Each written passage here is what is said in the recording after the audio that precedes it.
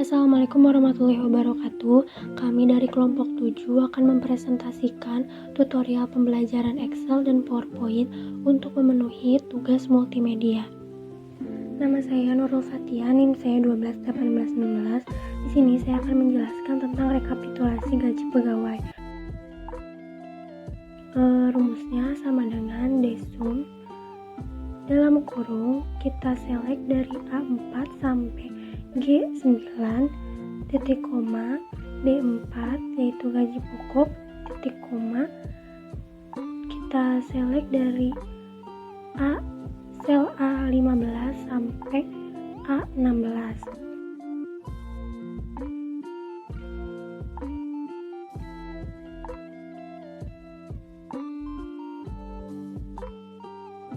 Kemudian kita akan mengisi rata-rata gaji.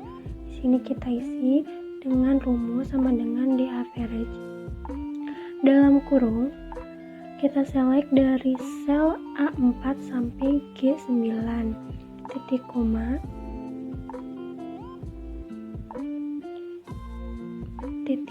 gaji pegawai, gaji pokok maksudnya, titik koma lagi kita select dari A15 sampai 16. Nah, di sini akan langsung muncul rata-rata gaji yang ada di divisi kasir. Karena ini hanya satu, jadi yang keluar hanya satu saja. Karena jumlah kasir hanya satu.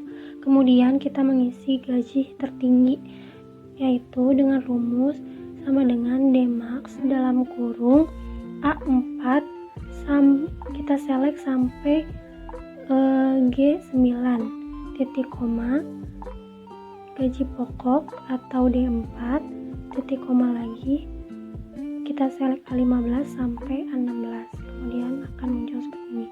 Kemudian kita akan mengisi jumlah pegawai sama dengan D count dalam kurung kita select dari A4 sampai G9 titik koma gaji pokok atau D4 titik koma lagi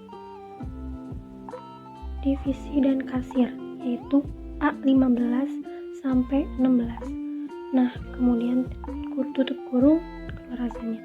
Kemudian di sini kita akan mengisi admin toko, pelayanan dan gudang dengan cara kita blok dulu sesuai yang digambar, sesuai di video. Kemudian kita klik what if analysis data table, kemudian kita isi kolom input selnya, yaitu kita klik A16. Nah, klik OK, langsung muncul seperti ini.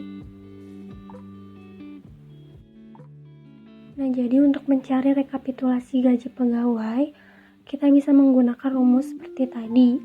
Kita bisa mencari total gaji tiap pegawai atau tiap divisi, maksudnya rata-rata gaji tiap divisi, gaji tertinggi tiap divisi dan jumlah pegawai di tiap divisinya. Seperti itu. Kemudian di sini saya akan menjelaskan sedikit tentang penggunaan hyperlink. Kita bisa membuat shape seperti ini, kemudian kita buat menu. Setelah itu kita klik kanan, kemudian pilih hyperlink. Nah, di sini kita akan membuat yang ada di dalam dokumen ini.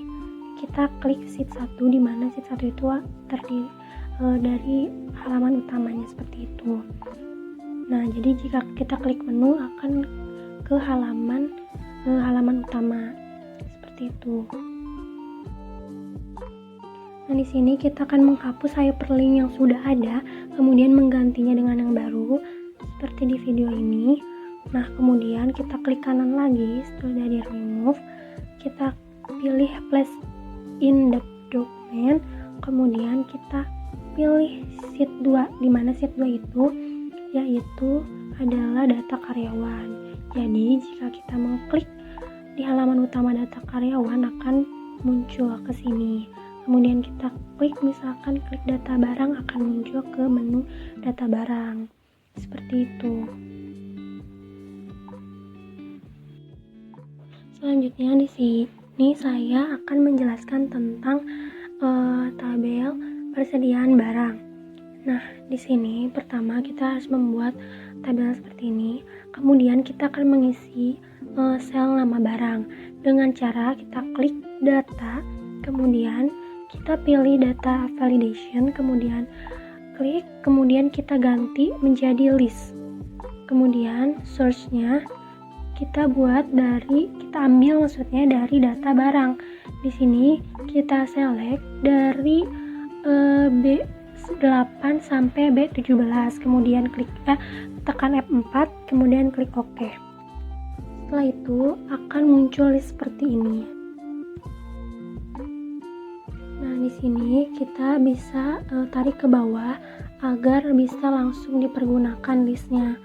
Sebelumnya kita edit dulu. Kita pilih dulu.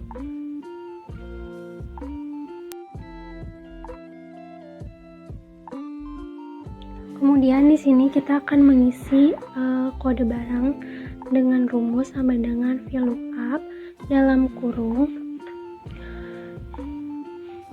kurung B7. Titik koma kita ambil dari data barang, datanya.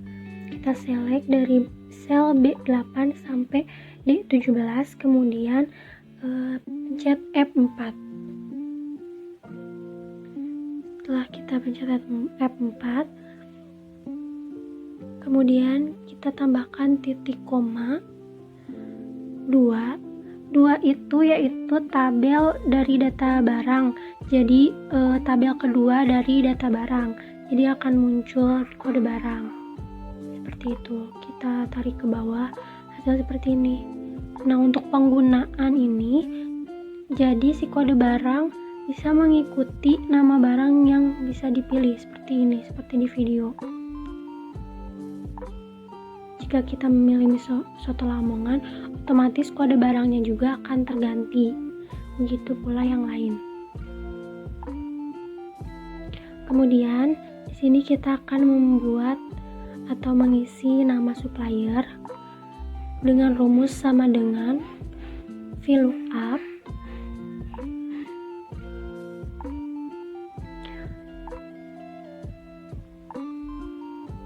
dalam kurung B7 sebagai acuannya, titik koma kita select dari sel B8 sampai D17. Jika sudah diselect, kita tekan F4, kemudian titik koma 3, di mana nama supplier itu ada di tabel ketiga, ada di kolom ketiga yang ada di tabel data barang. Nah, akan muncul seperti ini. Kemudian kita tarik ke bawah.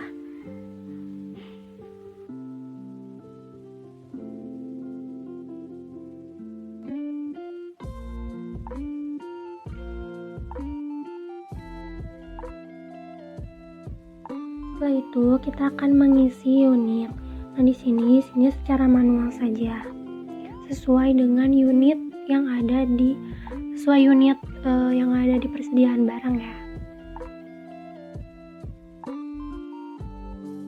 Setelah itu kita akan mencari berapa lusin dari berapa unit itu dengan rumus sama dengan E7 atau unit dibagi 12. Karena satu lusin itu 12, jadi 148 unit dibagi 12. Jadi 148 unit itu sama dengan 12 lusin.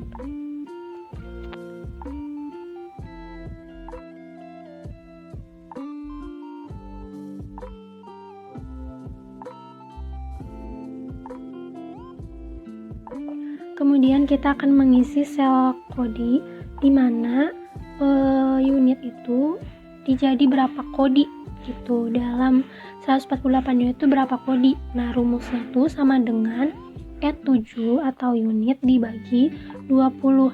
Karena 20 itu satu kodi itu 20 pieces dibagi, nah hasilnya seperti ini. Jadi 148 unit itu sama dengan 7,4 kodi. Kemudian kita akan mencari berapa gross dari 148 unit.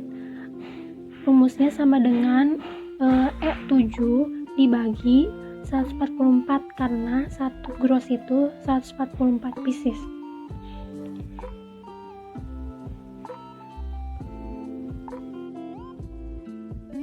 Kemudian tabel selanjutnya akan dijelaskan oleh Rere. Perkenalkan, nama saya Restarina Maulanawati, NIM saya 121801116. Di sini saya akan menjelaskan tentang data penjualan. Sebelum saya mengisi kolom nama barang, saya akan mengcopy nama barang yang ada di data barang terlebih dahulu.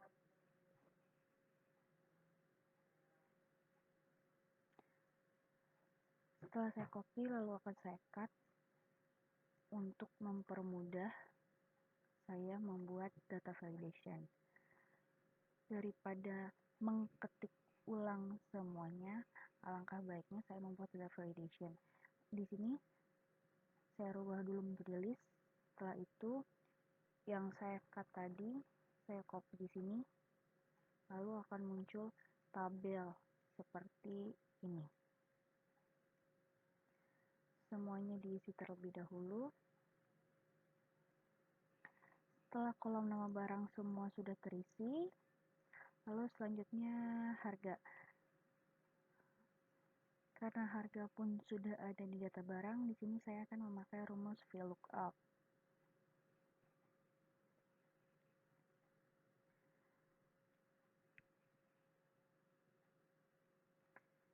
Lookup value-nya yaitu nama barang, berarti sel C5. Lalu selanjutnya tabel array. Tabel array yang saya pakai di sini ada di data barang. Karena yang dipakai hanya harga, di sini saya akan memblok sel B8 sampai dengan sel E17. Setelah saya blok, lalu selanjutnya call index 6. Karena di sini yang dicari daftar harga, berarti ada di kolom keempat. Lalu false. Maka harga di sini akan sesuai dengan harga yang ada di daftar barang. Untuk mencari jumlah harga selanjutnya, hanya dengan mengkalikan harga dengan unit yang ada, dengan unit yang dijual. Maka sel E dikali dengan D5, maka hasilnya akan sesuai dengan jumlah yang dijual. Selanjutnya yaitu mencari diskon. Diskon yang saya berikan di sini, jika pembelian lebih dari 40 maka mendapat diskon 5%, jika tidak maka 0. Di sini saya akan memakai rumus if. Logical test yang dimaksud yaitu jumlah unit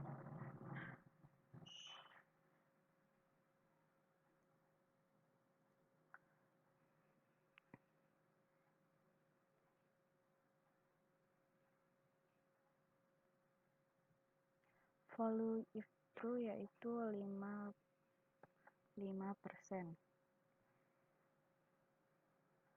Value if false-nya yaitu 0.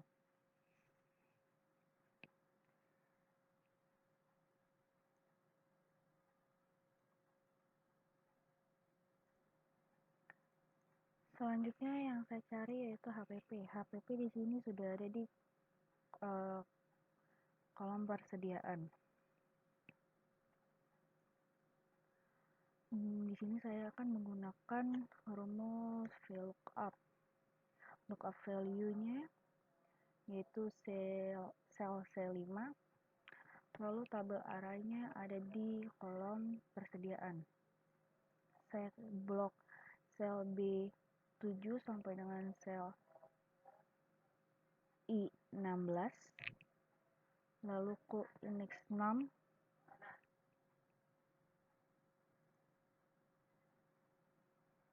Indeks 6-nya ada di kolom ke-8. Kenapa ada di kolom ke-8? Karena yang saya blok hanya nama barang, kode barang, nama supplier, unit, lusin, kodi, gross, dan HPP.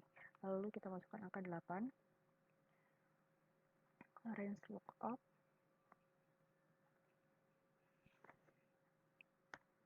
Lalu kita enter. Maka HPP di sini akan sama dengan HPP yang ada di persediaan. Untuk mencari total potongan, saya akan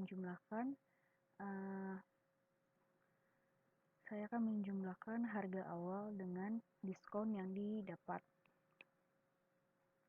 Harga dikali dengan diskon.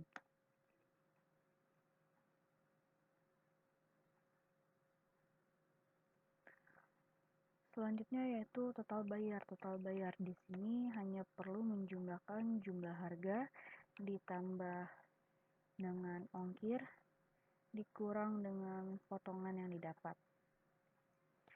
Maka total bayar akan terpotong dengan sendirinya.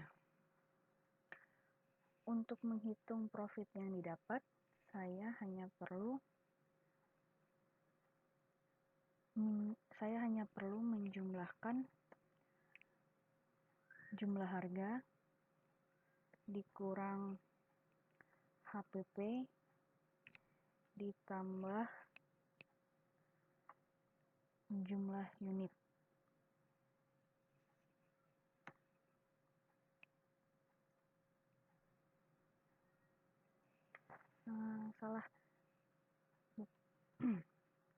Jumlah harga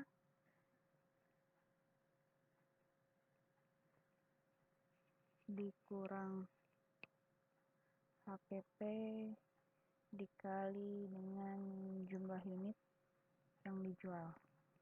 Maka profit yang saya dapat akan muncul. Sekian penjelasan tentang data penjualan dari saya. Kurang lebihnya saya mohon maaf. Terima kasih.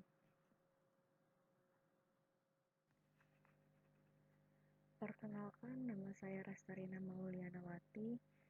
NIM saya 1218016.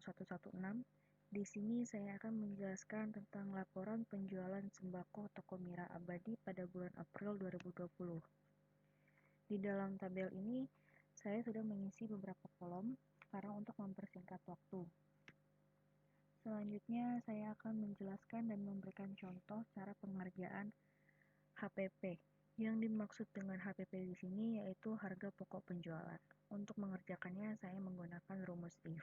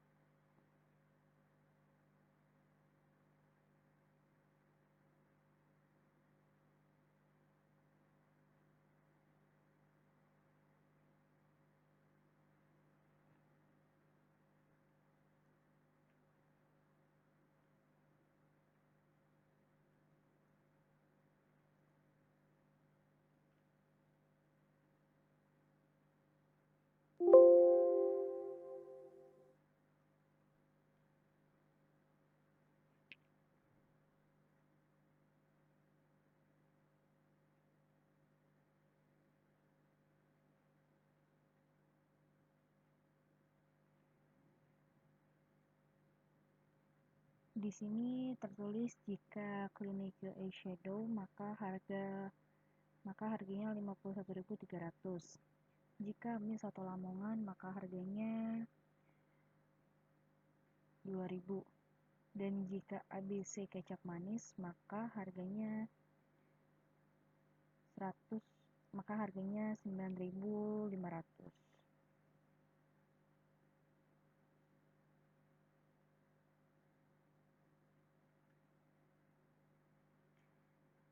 Dan selain dari itu harganya 18.000.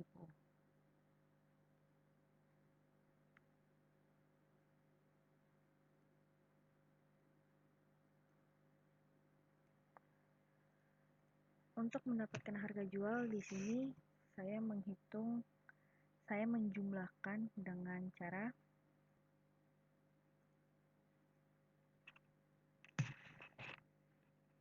harga awal APP ditambah dengan APP dikali 10 dibagi 100, maka itu harga jual yang saya berikan.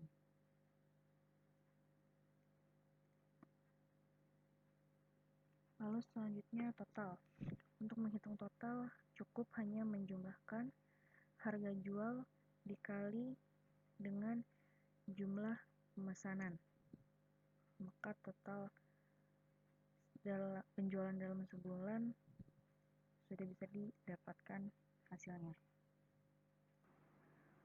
Untuk menghitung keuntungan selanjutnya saya akan menjumlahkan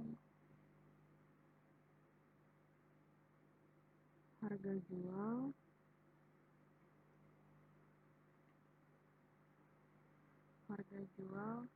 dikurang dengan HPP dikali dengan jumlah pemesanan, maka keuntungan yang saya dapat sebulan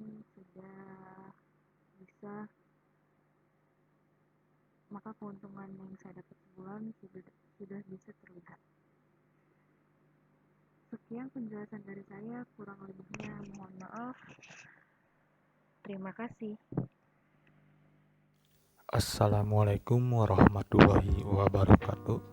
Nama saya Dani Ramdhani. Saya ingin menerangkan tentang pivot table. Langsung saja kita pilih insert private table. Kita pilih yang atas. Kita isi dengan laporan bulanan. Pilih dari sel 6 sampai K16. Oke. Nah, ini sudah muncul. Ini kita bisa pilih tanggal. Ini kolom-kolom yang dari laporan bulanan tadi. Kita bisa lihat tanggal, HPP, jumlah pesanan. Jadi lebih spesifiknya ini kita bisa ubah tampilannya, bisa seperti ini atau seperti ini.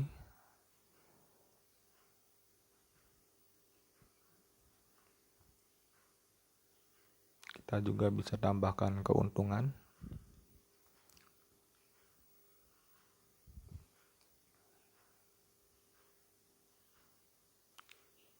Nah, sekarang kita pilih insert private chart.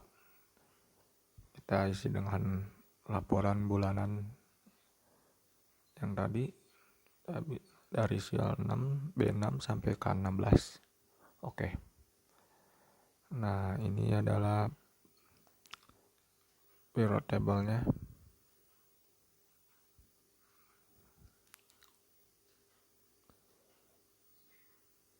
Kita bisa pilih dari tanggal, daerah kirim, total juga bisa. Nah, kita bisa ubah juga tampilannya.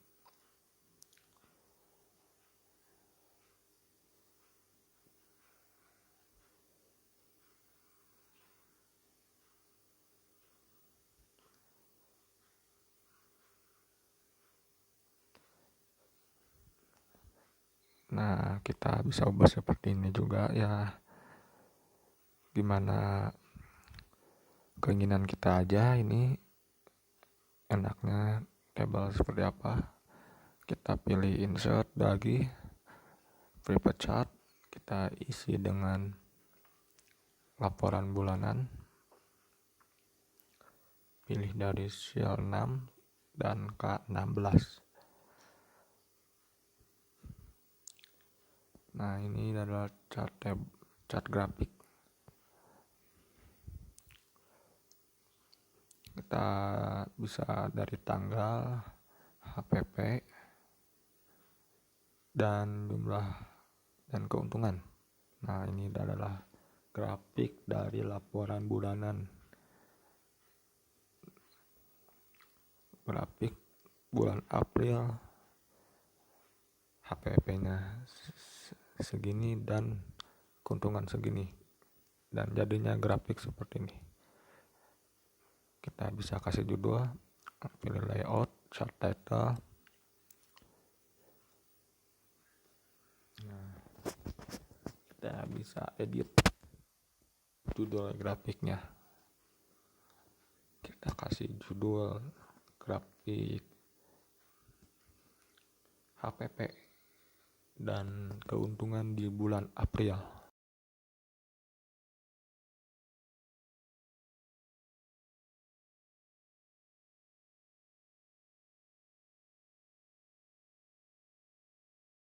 Sini saya Nurul Fatia akan menjelaskan tentang tutorial membuat undangan pernikahan menggunakan PowerPoint. Yang pertama, kita ganti layoutnya menjadi blank, kemudian insert picture, kemudian kita pilih gambar, kemudian sesuaikan.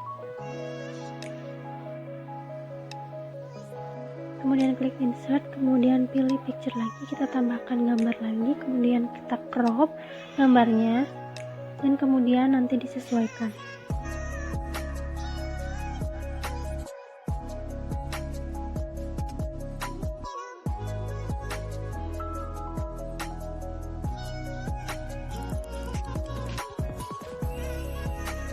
Kemudian kita tambahkan garis untuk di pinggir-pinggirnya. Kita menggunakan shape, kemudian kita pakai yang persegi, kita sesuaikan, kemudian formatnya kita ganti shape fill-nya jadi no fill, kan bentuk seperti ini. Kemudian kita sesuaikan bentuk dan ukurannya, atau bentuk dan tempatnya, kemudian kita buat text box-nya dengan klik insert, kemudian klik text box, terus kita isi the wedding, kita ganti fontnya,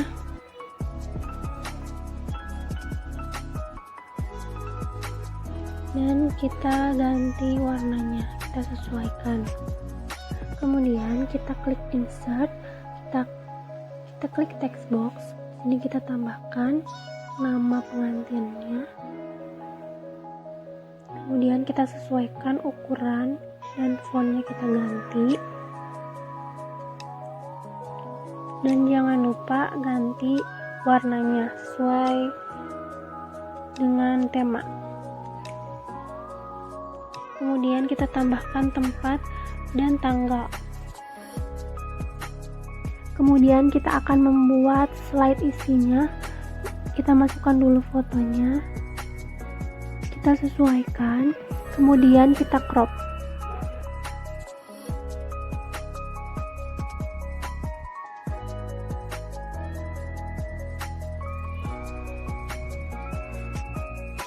Lakukan hal yang sama untuk membuat bagian bawahnya.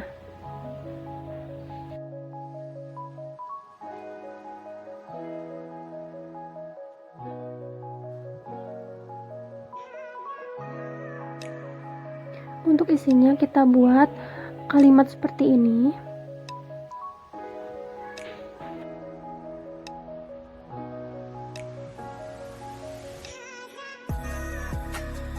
Kemudian kita sesuaikan font dan size-nya.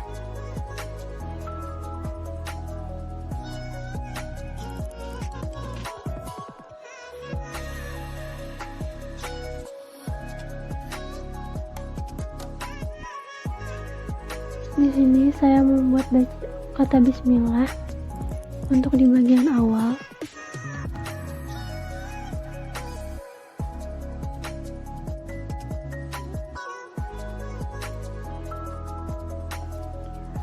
Kemudian untuk kalimat selanjutnya kita membuat kalimat seperti ini. Kita buat rata tengah, kemudian font dan size-nya kita sesuaikan.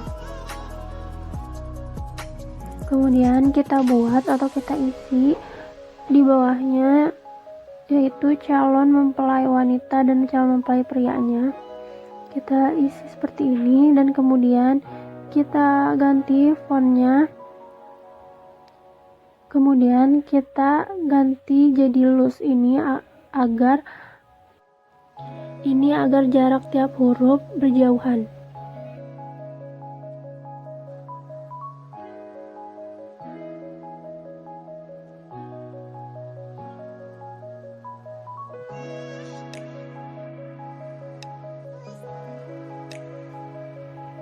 Kemudian kita ganti warnanya. Kemudian kita masukkan nama ibu bapaknya, jadi calon mempelai laki-lakinya. Lalu disesuaikan penempatannya.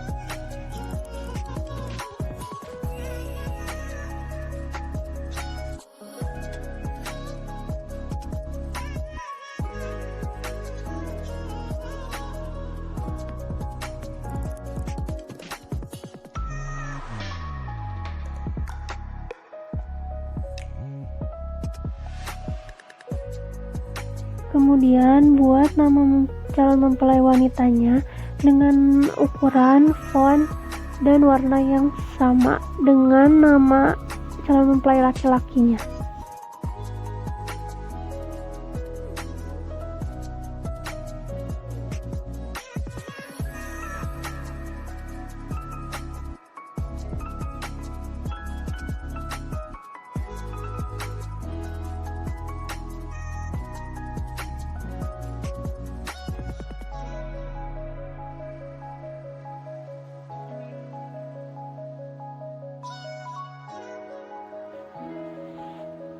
Setelah itu kita buat garis seperti ini untuk tanggal resepsinya.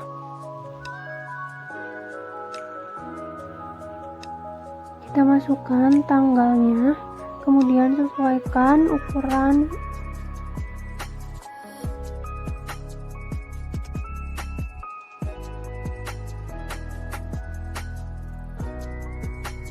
dan berikan warna yang sesuai tema.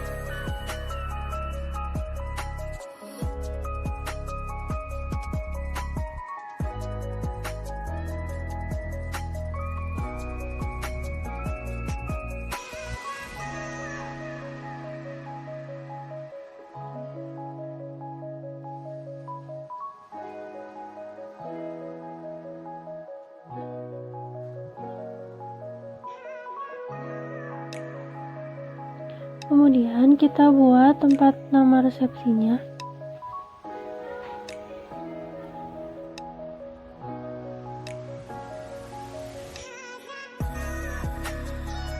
Dan jangan lupa masukkan waktu resepsinya.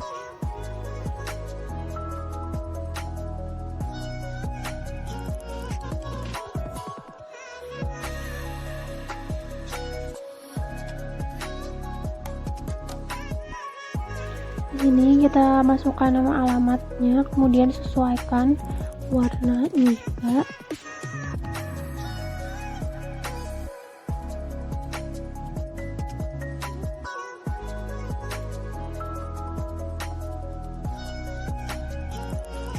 Setelah itu kita buat slide YouTube-nya.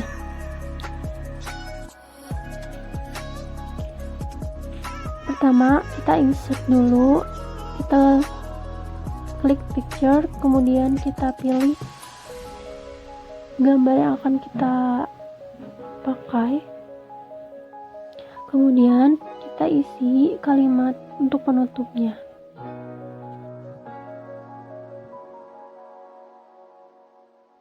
Sesuaikan ukuran dan fontnya.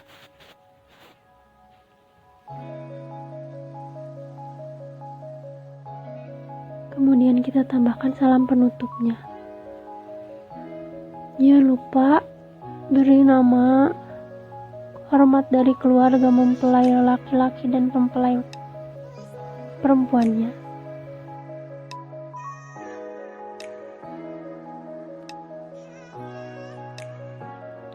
Kita buat seperti ini.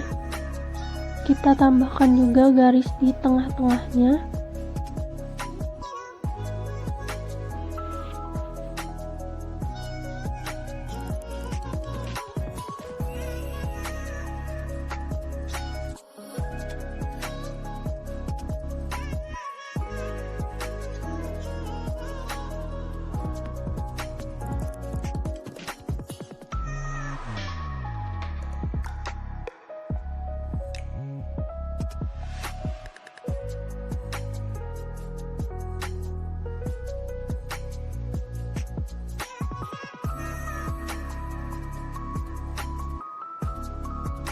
Kemudian kita tambahkan nama calon pengantinnya.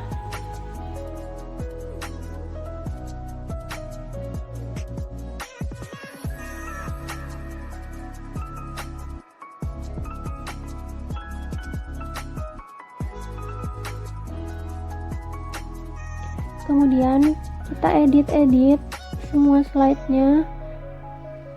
Bila ada kekurangan, kita ganti warnanya atau kita ganti ukurannya, tinggal sesuai selera. Kemudian kita tambahkan animation agar lebih menarik. Kita klik animation, kemudian tiap gambarnya kita klik. Kemudian pilih animasi yang akan kita tambahkan untuk tiap kalimat atau tiap gambar. Setelah itu kita sesuaikan durasinya.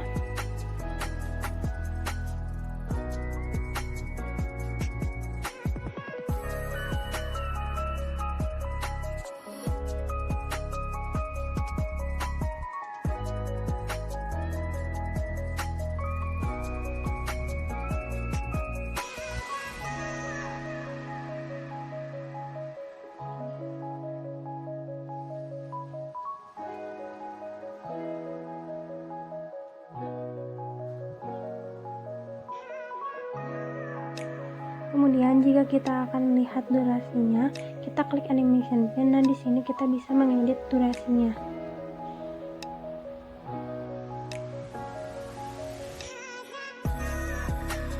Kemudian kita tambahkan animation juga untuk slide isi.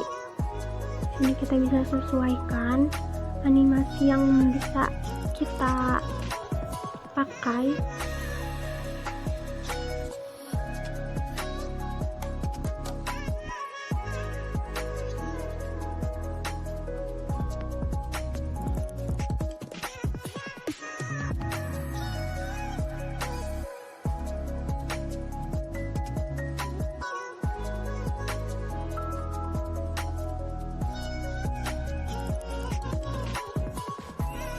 Nah, di sini kita bisa edit durasinya sesuai keinginan.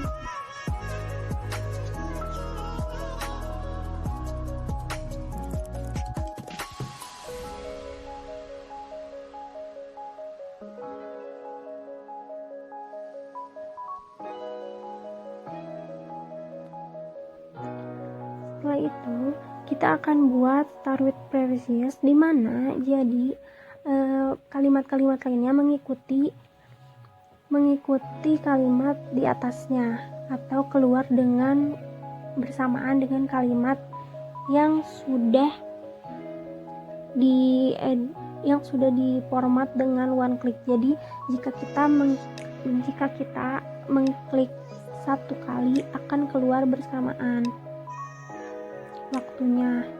Misalkan di kalimat yang ketiga itu kita formatnya dengan one click, dan kalimat-kalimat selanjutnya dari mulai nama sampai tanggal kita ubah menjadi start with previous. Jadi ntar bakal keluar secara bersamaan jika kita mengkliknya. Nah, seperti ini. Setelah itu kita tambahkan animation untuk slide ketiga. Kita sesuaikan juga seperti ini sesuai selera.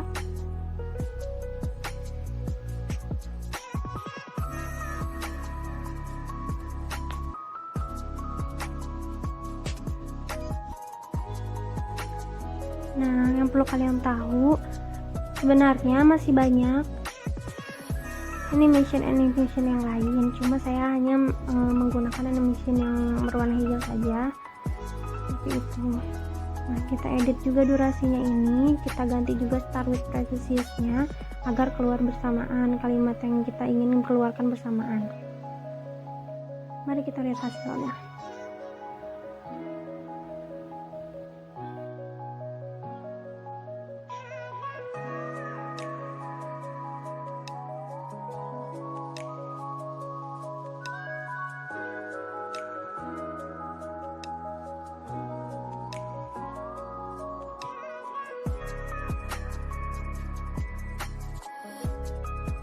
Nah, seperti itu hasilnya. Terima kasih sudah menonton.